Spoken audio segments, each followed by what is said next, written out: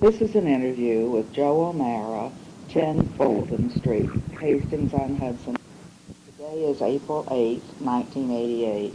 The interview is for the Hastings Waterfront Oral History Project. My name is Evelyn Drewes.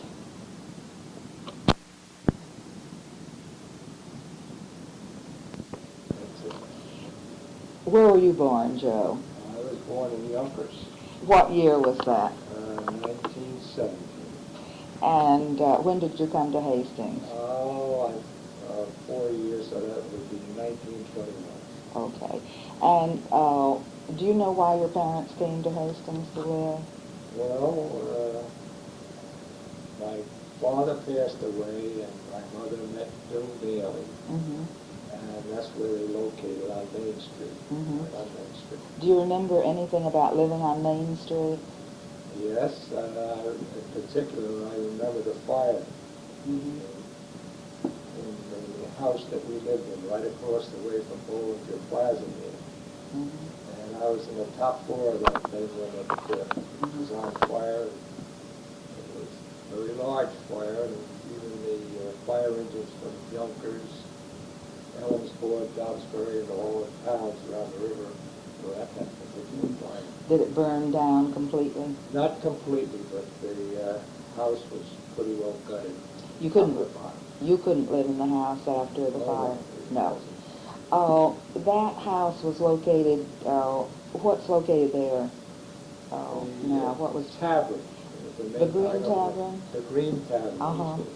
Mm-hmm. And at that time, it was Pete DeCaro's barber shop. Uh-huh. And it was right next to Michael's vegetable store. Mm-hmm. And where did you go from Main Street? Well, after the fire, we moved over for a short time over and lived in the gatehouse on the Boot Rear estate. Mm-hmm. And from there, we moved to Washington Avenue. From Washington Avenue, we moved out to the Irish Flats. That's down Walker now. Yeah. Tell me about the time on in the gatehouse. Well, they were relatives of ours. Dick Neely, we were related to them, so we only stayed there as just a temporary arrangement until we got things straightened out. Tell me about the Irish Flats. Well, the thing that I could remember most about the Irish Flats was carrying coal up the stairs after school and the great view of the Hudson River. And of course, at that time, everybody could identify the different boats that came up the river, the DeWitt Clinton and Henry Hudson and all of these boats. And we had the great kids' baseball team, the Rinky Dinks. Who were some of your pals at the Irish Flats? Well, Kurt Ladd, Kirby Brown, Ed McKernan, Ray Fury, Patsy Caffarella, Joe Prince, Brother Fury. Let's see. So in the Irish Flats, they weren't just Irish. Oh no. What were some of those nationalities that you were telling me about? Irish, Italian, Russian. They were. Mm-hmm. Did they all speak English, or were they? No, they were all. Mm-hmm. Were they all second generation?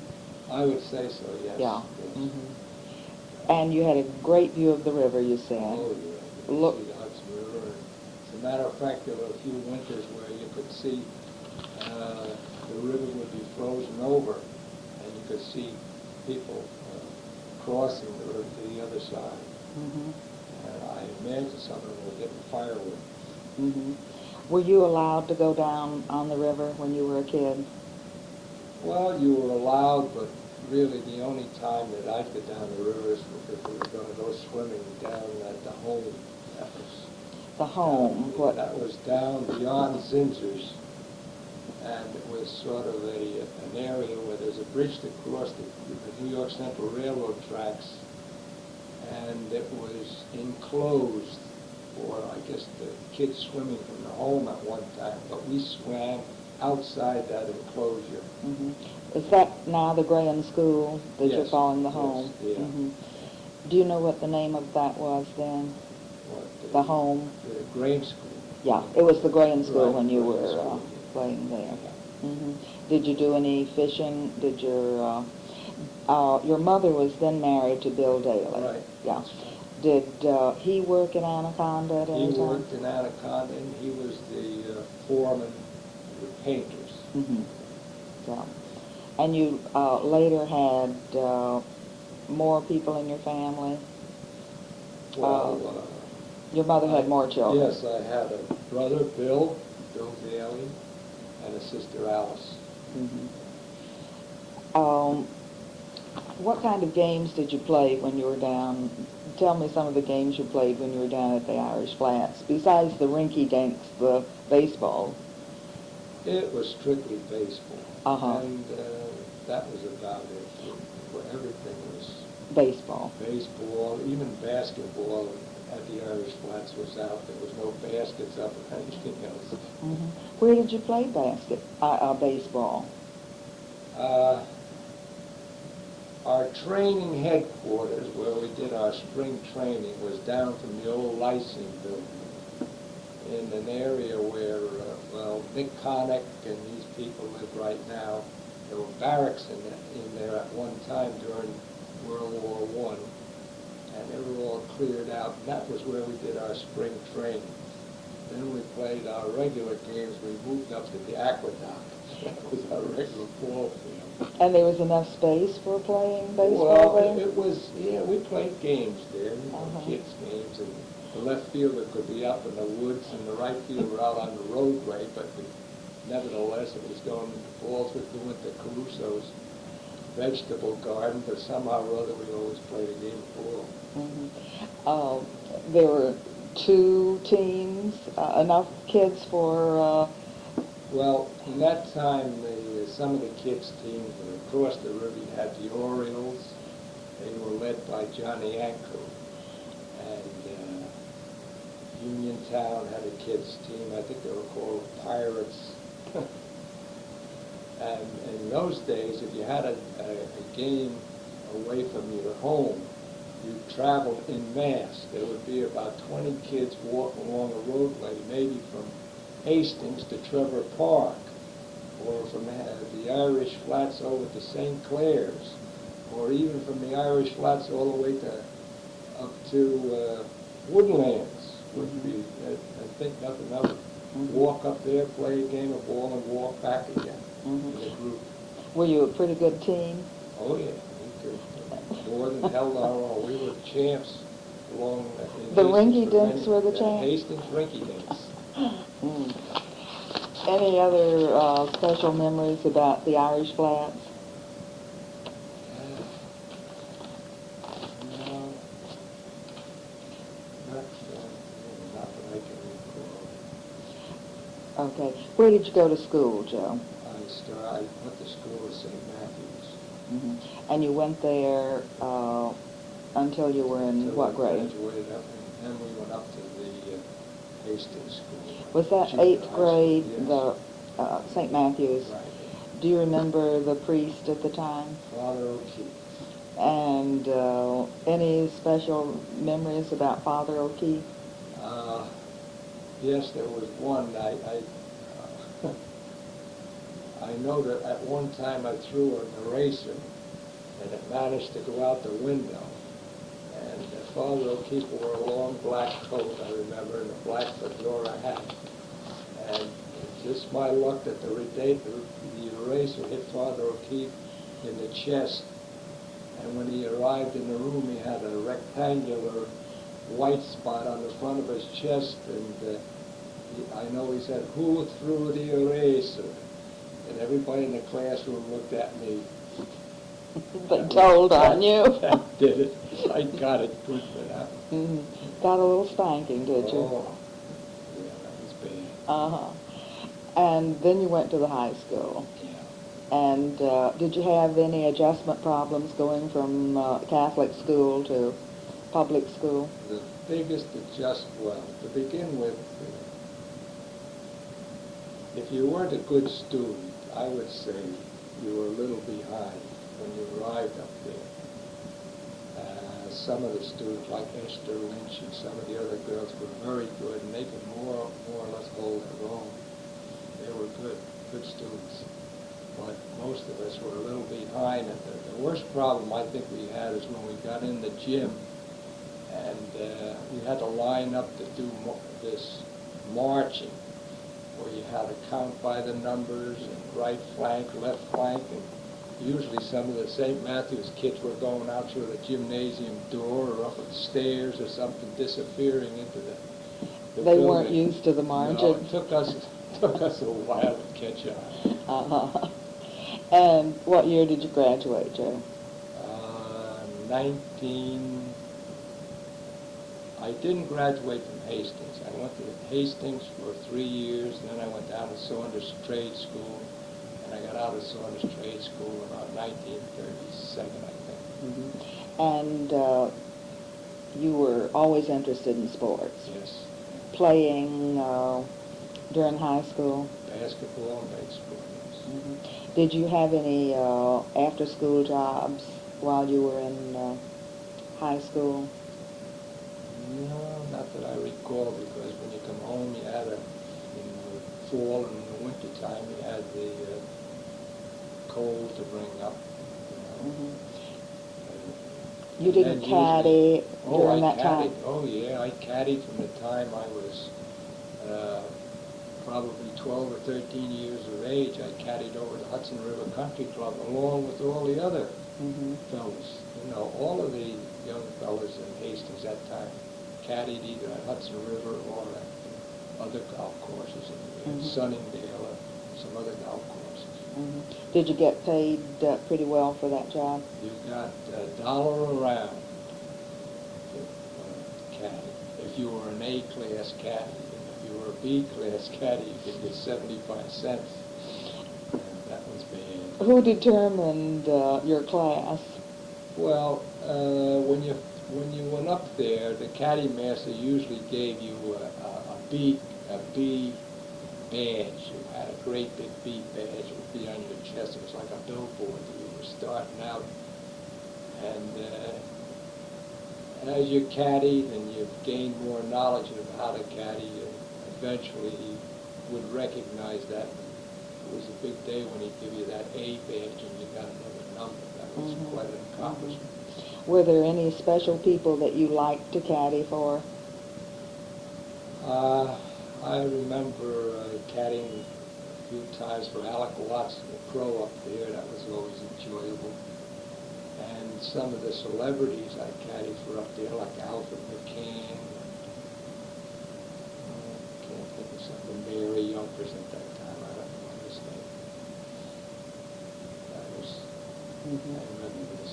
Mm-hmm. And when you got out of high school, you went right to work at Anaconda? Yes, I played ball for the high school, and then Charlie Anku and I both were given jobs. Why? How did you happen to get a job at Anaconda? Well, both Charlie and I played ball with the high school, and of course, it was Anaconda's practice at that time. If they needed a few ball players at different positions, they'd look over the high school team and take them, you know, if they could fill the bill. And at that time, too, Anaconda was into baseball pretty good. And they hired players from Fordham University, like Johnny Barris and Georgie Torp from CCNY, and Tommy Phelan from Georgetown. So it was a pretty good class of baseball. And after we played, we were told that we would receive a job. And I remember going down the steps the day that they hired us. There were a number of men down there waiting to be hired at the bottom of the steps in front of the plant. And you felt a little funny walking through that gang, the men there that had families and everything else, and you were going in there to get a job because you could play ball. It made an impression on me. Mm-hmm. But you had some other skills. Oh yeah, Charlie was hired as a chauffeur. Since I had a background at Saunders Trade School,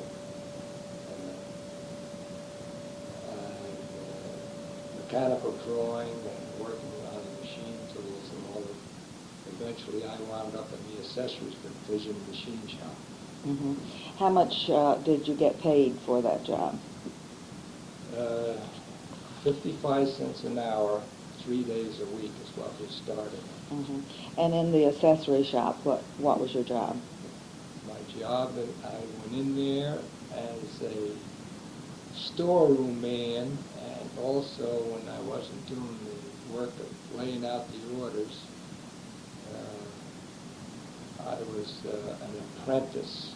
In other words, there was a big difference between being able to run the machines down in a trade school than getting it on the job site where you were competing with these fellows. They were all professionals, very, very good machinists. Mm-hmm. Do you remember who was teaching you on the machine? The one that worked with me the most would probably be Johnny Hamilton. He was the foreman at that time. And was he a Hastings man? No, he lived in Yonkers. Mm-hmm. And also Alec Duncan was younger, but he also helped him in operating some of the machines. And after you got a promotion and got promoted to what section of? Well, after about, I guess I was there about 6 or 7 years. Mm-hmm. And by this time, Alec Duncan was the foreman. And, it just didn't seem as though I was going to go any place in that particular department. I inquired about a job up in the engineering department. And Helen Coley at that time, she was the one that was instrumental in getting me a job as a draftsman. Mm-hmm. Move up to the engineering department. How long did you stay in that department? Let's see, I must have worked in that department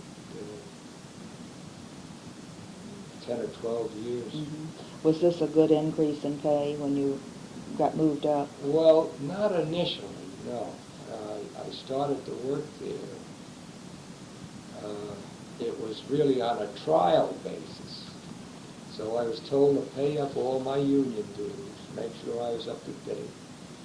And I had to go up there, and of course you had to, Mr. Hickernell, the head of the engineering department, had to go along with the work that you were able to accomplish. So you were on trial, and if you didn't make the grade, you'd have to come back down into the shop, and that would be traumatic, to say the least. Yeah. Describe the shop when you were in the drafting department. Which section of Anaconda was this in? The drafting department? Well, as you went over the bridge, there's a large brick building there. Now, that was the main office. And to the left of that, the building that runs parallel to the railroad on the top floor, that was where the engineering department was located.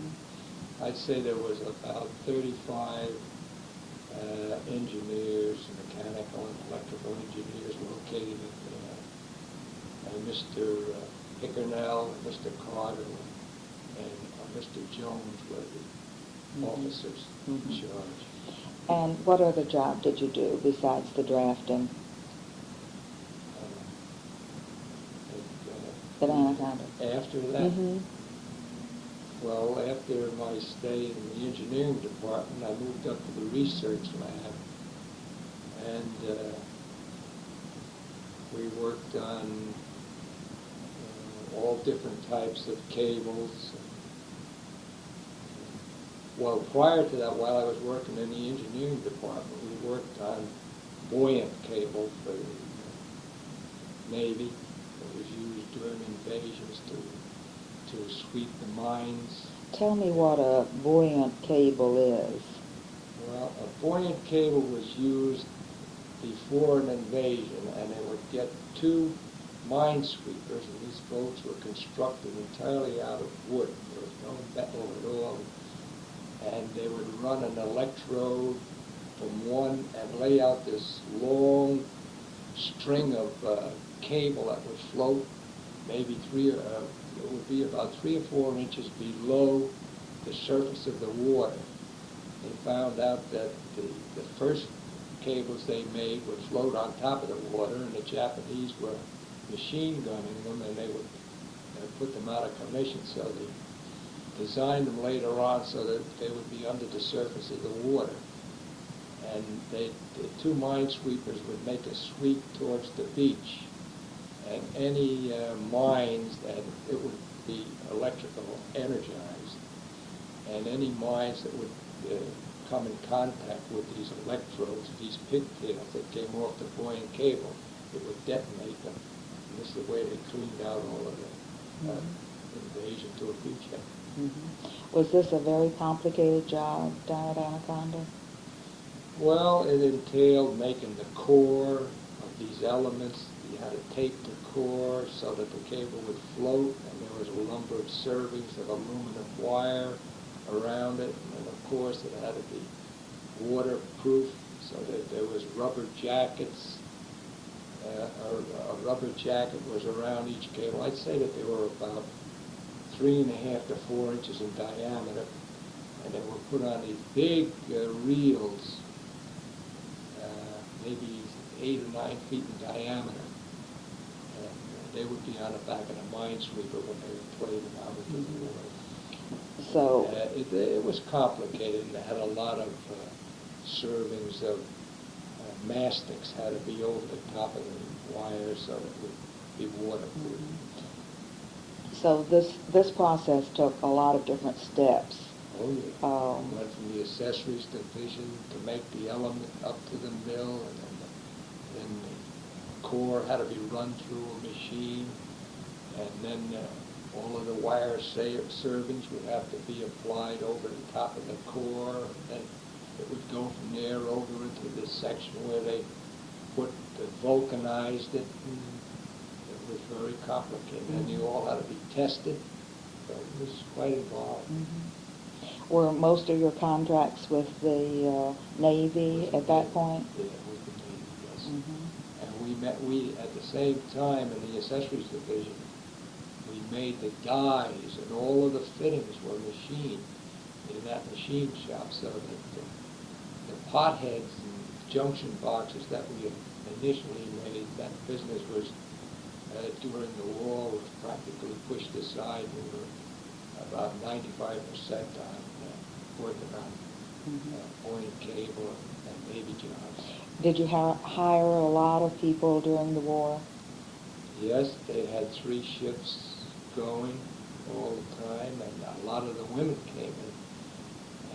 Women had not been employed before the war? No, not down in the machine shops. They weren't there, but when those women come in, it was surprising. It wasn't long before they were running milling machines and turret lathes, and drill presses, and a few of them could even run the steam hammer. They were really great. Mm-hmm. Were they Hastings women? Well, some were Hastings women, some from Yonkers that came from all over. Mm-hmm. Were there any blacks in the shop at that time? Not in the accessories division, but I know that up in the building, there were a number of blacks. Mm-hmm. And you belonged to a union at that time? Oh, I was the first one. The first week or so that I was hired down in the accessories department, I remember Johnny Grady was the president of the union. I knew the fellow well, too. He came down and walked up to me and says, "Joe, you have the honor of paying your first dues in order to join the union." I said, "You've got to be kidding." He says, "No, you're number one. We're just starting out now, and we have to start at some time. And you're going to be the first one to pay the dues." Do you remember what year that was? That would be in 1938. Do you remember what your union dues were? $11. Mhm. $11, and I think I was making about $13.50 in a week, so that was really bad. Mhm. Where did the union meet? They had a union hall down Washington Avenue, just at the entrance to the bridge over there. Was it a storefront? Yeah, it was still Mhm. union. Were all the men members of the union, or did some not go along with the union? I think that everybody at that stage of the game had to join the union. I'm Mhm. not sure about that, but everybody would, well, the fact that you were making 55 cents an hour, Mhm. that's not enough incentive to get you to join the union. So I So think that everybody was in the union by that time. So you really formed it to demand more pay? Yeah. Right, right. Was 55 cents comparable to what some of the other places were paying? I don't. You weren't I looking can't- around no, I to couldn't. compare? You were very lucky to work anywhere when it comes right down to it. Even 55 cents was, that was the start. Mhm.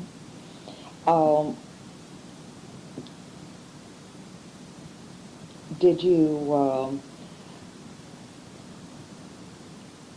ever receive any awards or merits from your employer? Any special awards from them? I received one award during the war for a gadget that I made, and it was installed. The turret blade was broken down, and we had to make a number of rings, special rings. And I made a gadget that was put on the turret of the lathe, and you could occupy it in a different way. In other words, you could carry on with the work, this particular work, and the sketch of the thing was sent to the Jones and Lamson people, and I received some award for that someplace in Violet. Was it a paper award or a pat on the back or It was a cash letter. award? It was a letter that I of received, commendation? yeah, from Jones and Lamson. They thought that it was a good idea to have that. Thank you, Joe. Just to talk some more about your work down in Anaconda, the kind of job you were doing during the war. Could you tell us some of the, you had a few patents? Yes, I had, during my complete stay there, I had eight patents. Could you tell me what some of them were? Well, all of them were related to servicing wire and cable, clamps and stuffing boxes and that type of invention. How much did you get paid for those patents? I received $5 for each one. That was it. Uh-huh. But that was according to when you started to work at Anaconda, you signed papers, and that was the agreement that you signed to. So that everything that you invented Right. really did belong to Anaconda. Yes, that's true. Yes. So but you have drawings and commendations for all of the patents that Oh, you yes, you done. received that. Later on, they got real fancy. We each, in the different patents, we received these plaques. And I've distributed them around now. My sons have them and relatives. Every once in a while, if I need a piece of mahogany, I'll cut a chunk out of one of them.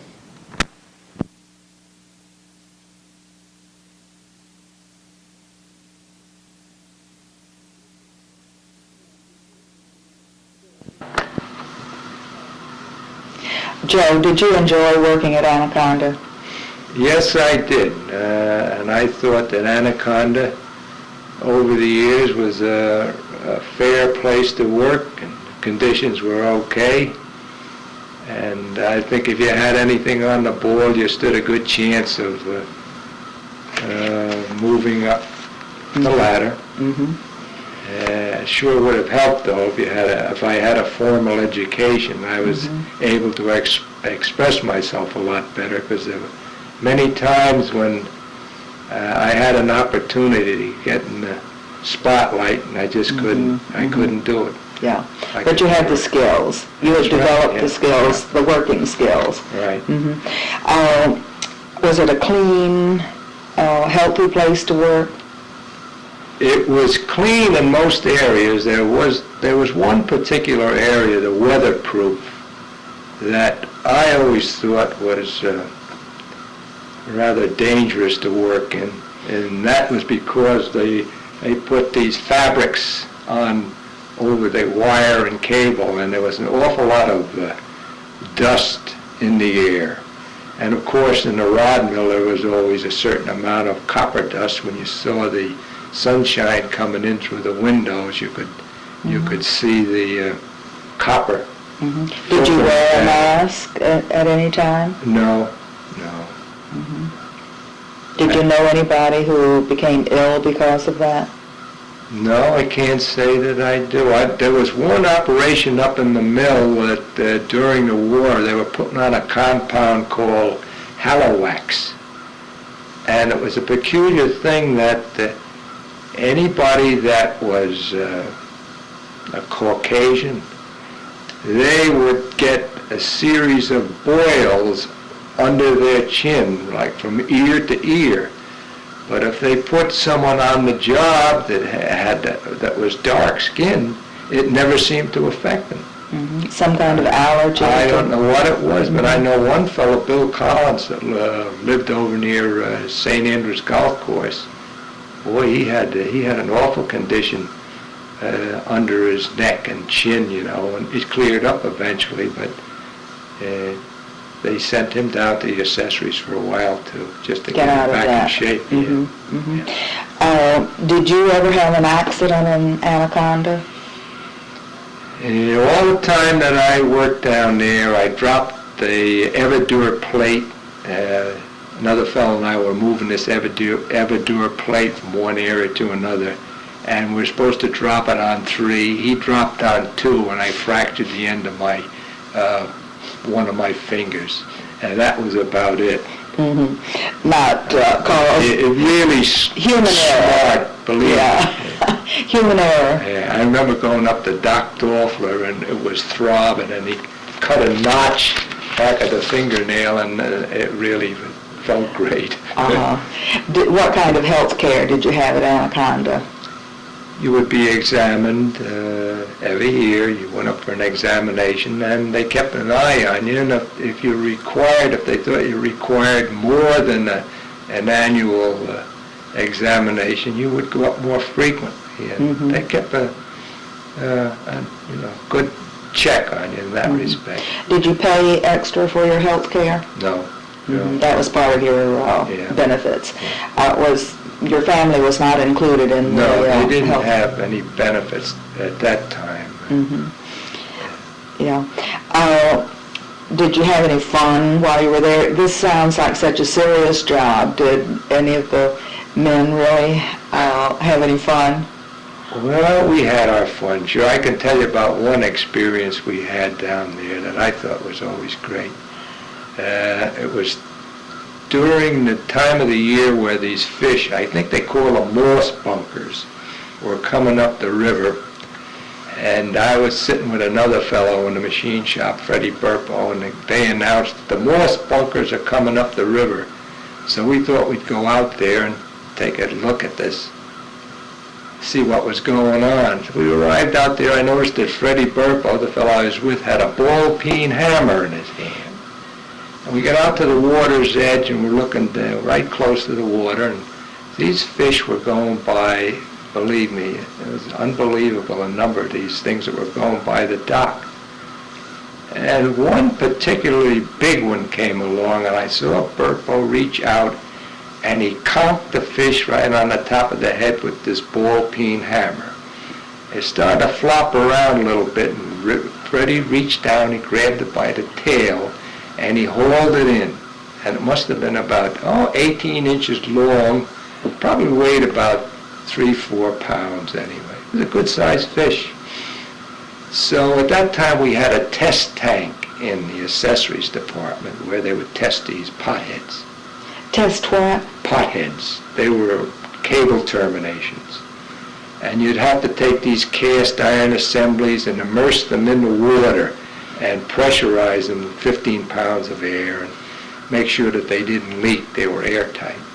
So anyway, Freddie took this fish, and while the assemblyman wasn't looking, he dropped this big fish into the tank.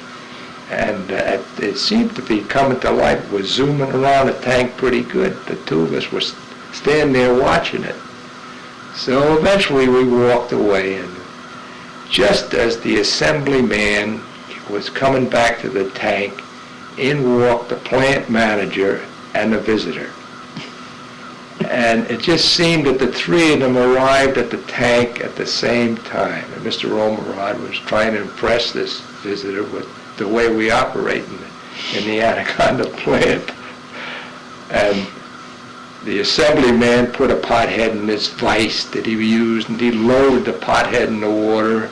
And the three of them were looking down on the water, and all of a sudden, this fish with this enormous bump on the top of his head, you could almost see it throbbing, was zooming around the tank, and the visitor looked down, and he said to Omeron, he says, "What the hell is that?" Omeron said, "That's a big fish, and somebody's going to get hell about it." Did they find out who had put the fish in? No, but I could see the two of them when they walked down the other end of the while they were making their rounds. I could see the two of them laughing down there. And they were looking back over their shoulder at the assemblyman trying to catch that fish whizzing around in the test tank. Did the fish get caught? Yeah, we got him. We got him out there, and the boat took him out and threw him back in the river.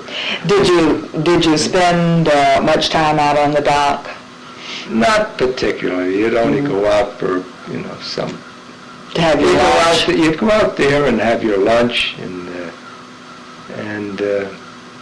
I had one bad experience when I was working up in the research lab when Kenny Lord and I went out to the dock to have lunch, and the two of us are walking out, and Kenny says, "Hold my bag here, my lunch bag here a minute." And there was a big seagull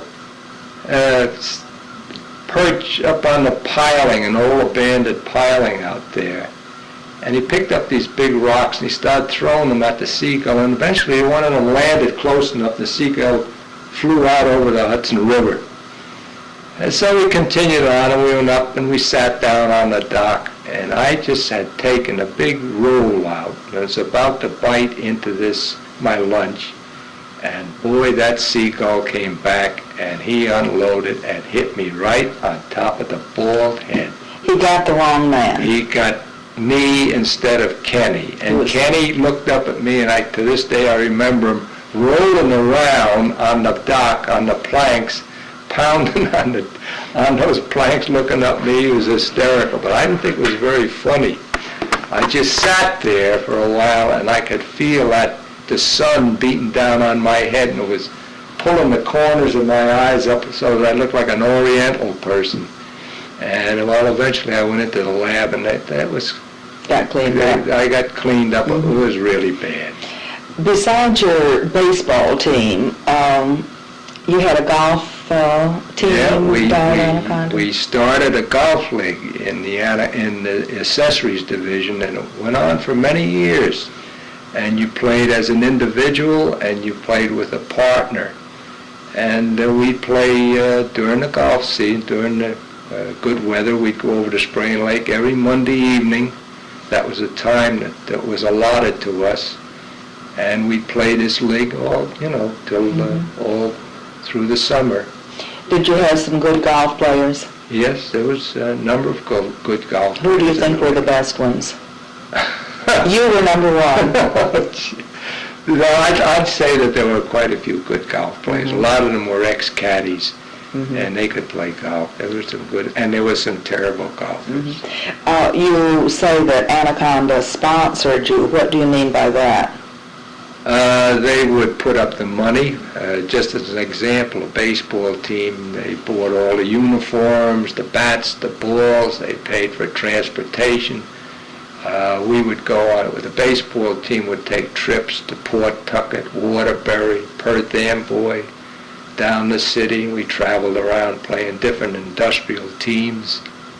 And as far as the golf league was concerned, they would put up the money for the prizes. And then at the end of the year, we always had a dinner of some kind where all the awards were made. And Were families included in those? No, the families didn't, they were not included in that aspect. Did the supervisors go to all those games? Yes. And encourage you? The baseball team in particular was always well attended. The officers in the company and the whole town of Reynolds Field back in those days, you'd think nothing of having 4,000 or 5,000 people up there watching the ball game. It provided a lot of entertainment for the village, and it was well supported. Was there any kind of entertainment for the family? The only thing that was family oriented was the picnic that they'd have, an annual picnic they'd have. Where did they have that picnic? They had that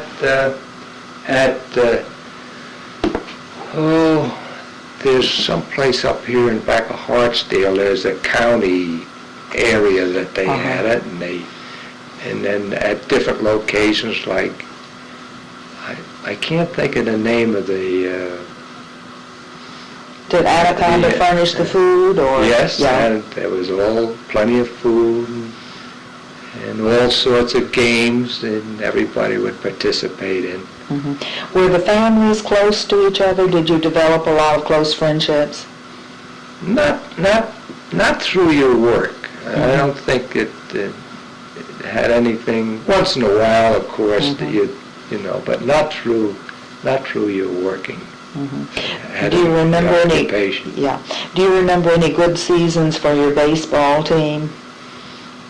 Oh well, we won the championship a number of times, and we were very fortunate in this respect that when you worked for Anaconda during those times, when we had the ball team, you were allowed to go out twice a week at 1 o'clock in the afternoon and practice up at Reynolds Field. So every Monday, and I think it was Thursday, we'd hop on the company truck and we'd all go up there and we'd work out for the rest of the afternoon. So some of the sub-foremen didn't like the idea because it certainly put a burden on someone else.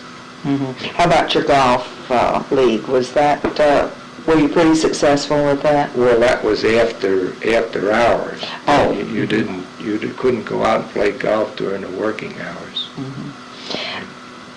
Do you recall, have you seen anything being dumped into the Hudson River? The only thing that I remember that Anaconda at one time discharged the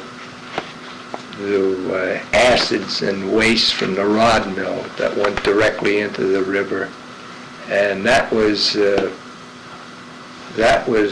pointed out, I believe, to the Coast Guard, and that was stopped, and they had to put in a equipment to take care of that situation and eliminate that practice of dumping into the river. One of the employees, I don't know his name but he was the one, I think, that brought that to the authorities' attention. Did he first bring it to the attention of the Anaconda authorities, or did he go straight to the Coast Guard? I can't say, but I think that I don't know about that. Whether he approached the company or not. Were the workers worried about that at that time, or were you aware of what was going on? They were aware of it, but you know, I don't think that back in those times, I don't think you were aware of the danger, pollution and that sort of thing. The river was not polluted to that extent at that stage of the game, but it cost Anaconda. They were fined, yes. And I know that after that, the Coast Guard would come up along the river, and it would always be patrolled, and they'd watch for any signs of any dumping into the river. But some things got dumped that the Coast Guard couldn't see.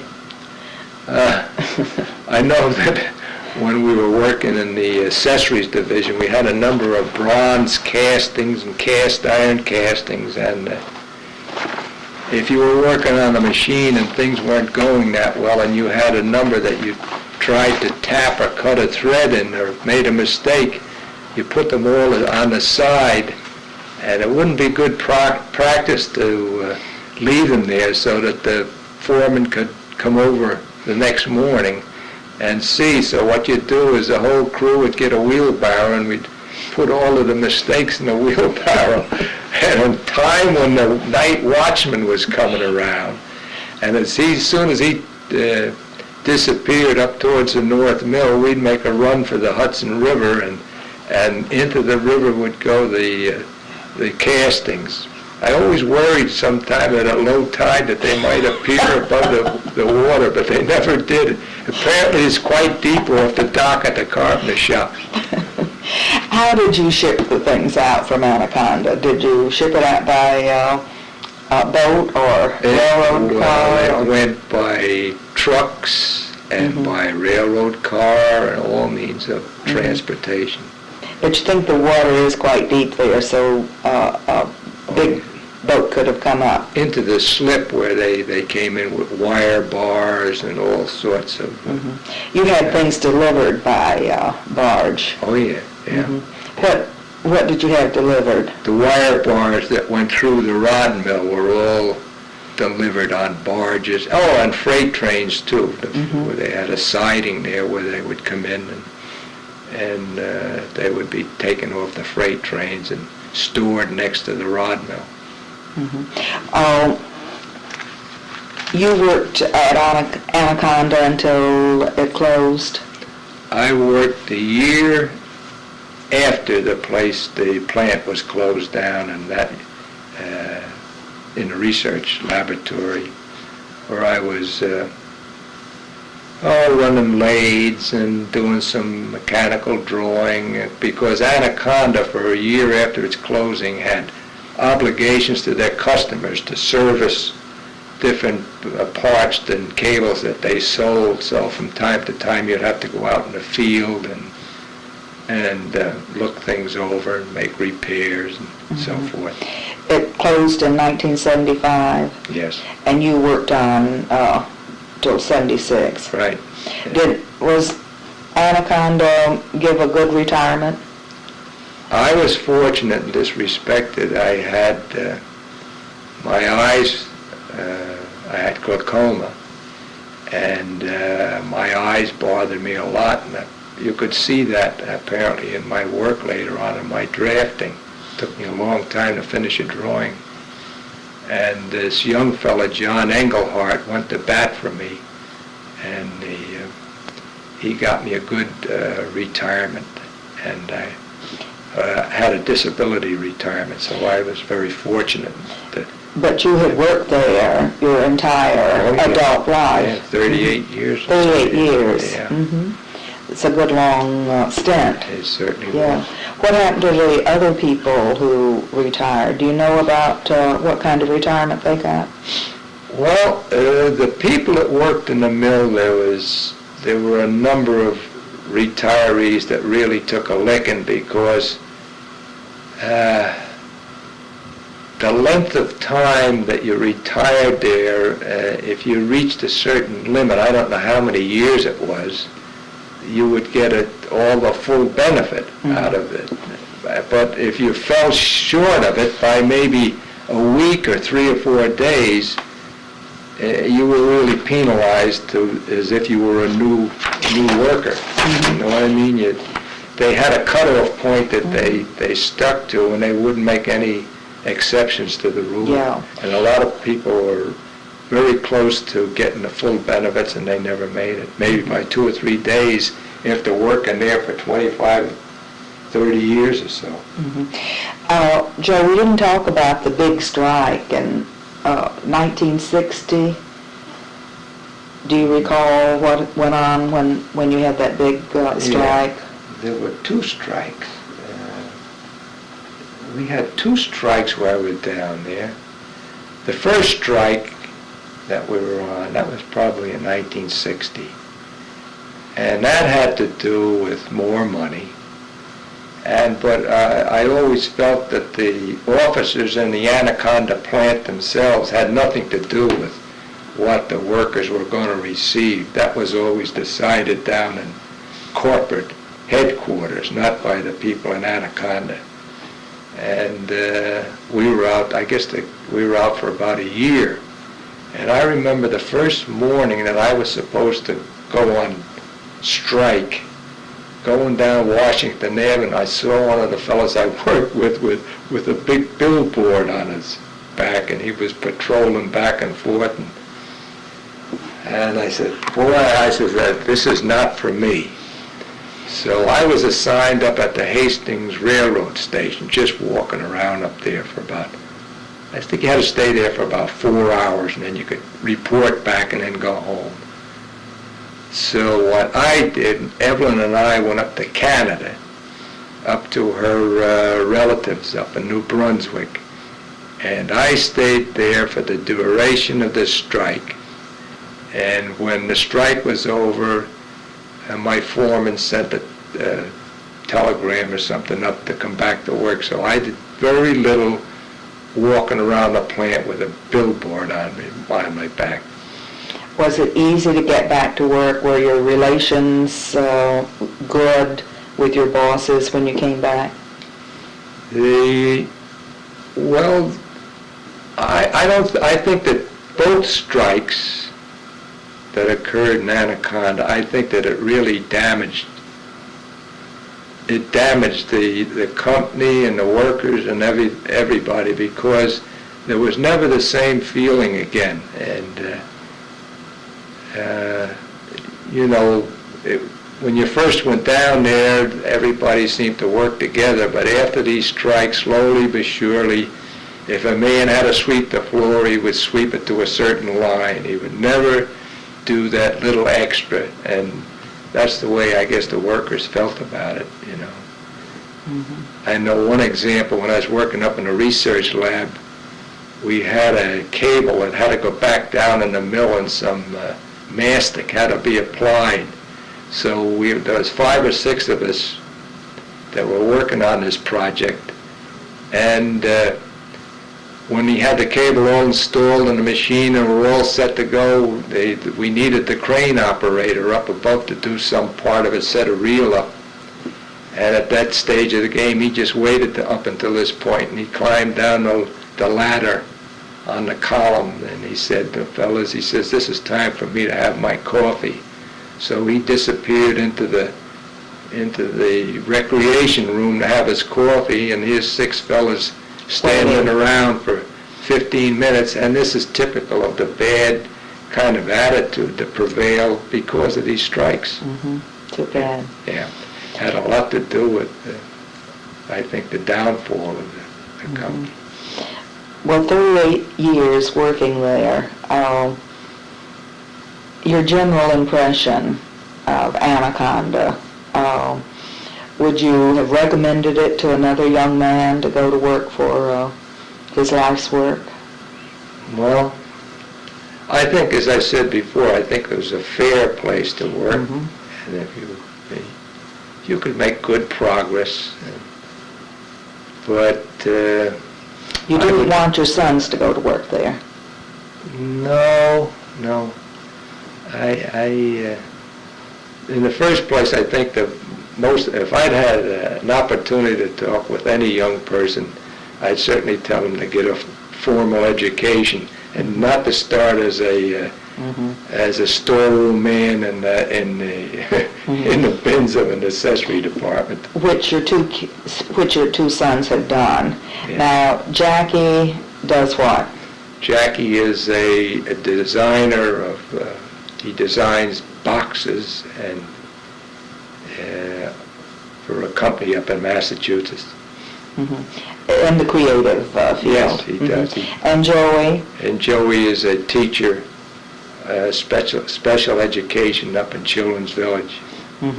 And you have a few grandchildren from Jackie? Yeah, I have 3 granddaughters.